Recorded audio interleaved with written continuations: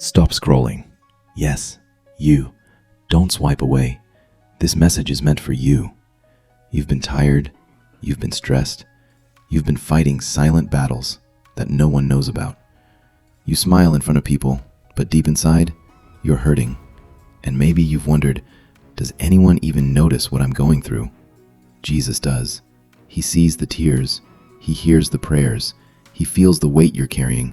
And today, he's saying to you, I'm still here, I'm still in control, and I'm not done with you yet.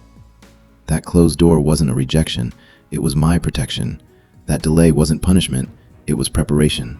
That heartbreak wasn't the end, it was a setup for something greater. You haven't missed your purpose, you haven't lost your chance. Your story is not over.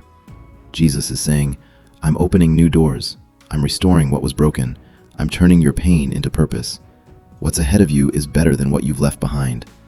If this message is touching your heart right now, it's because Jesus is calling you back into hope.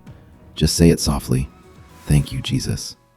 If you believe this word was for you, comment Amen and share this with someone who needs this today. Jesus is not done with you. Your breakthrough is closer than you think.